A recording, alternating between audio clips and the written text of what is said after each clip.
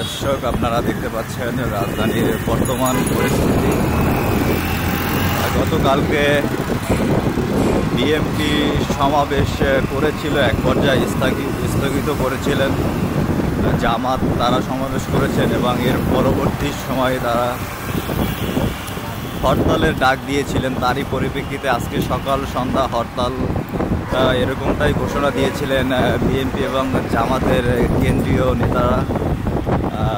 তবে সকাল থেকেই ঢাকা একটু ফাঁকাই বলা চলে এবং থেমে থেমে গাড়িও চলেছিল। কয়েকটি জায়গাতে অপ্রীতিকর ঘটনাও আমরা দেখেছি। কয়েক জায়গায় বাসে অগ্নিসংযোগ করা হয়েছে।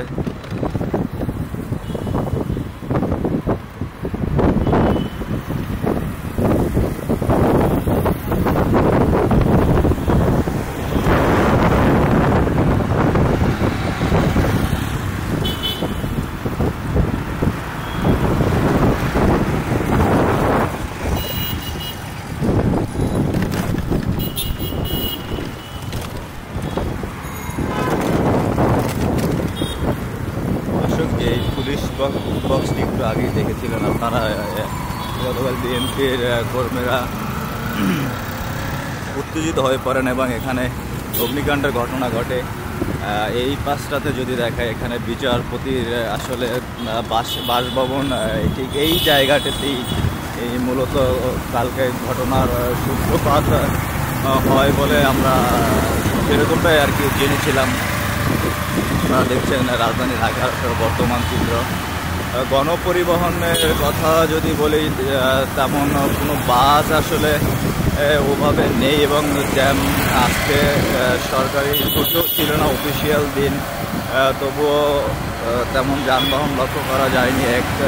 মোটামুটি বলাই চলে একটু শুনশান নীরবতা এবং স্তব্ধ পরিবেশ আসলে রাজধানী ঢাকায় বিরাজ করেছিল আজকে সারাদিন।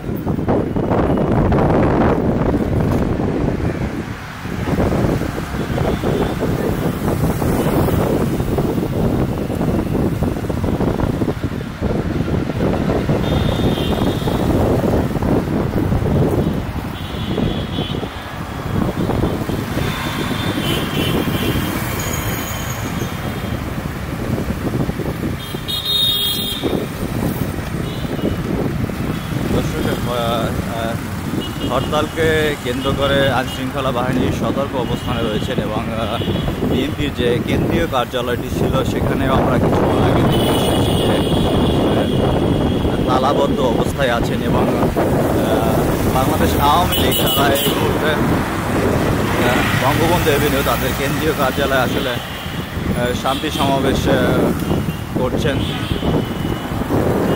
এই ছিল রাজধানী ঢাকা থেকে সর্বশেষ পরিস্থিতি।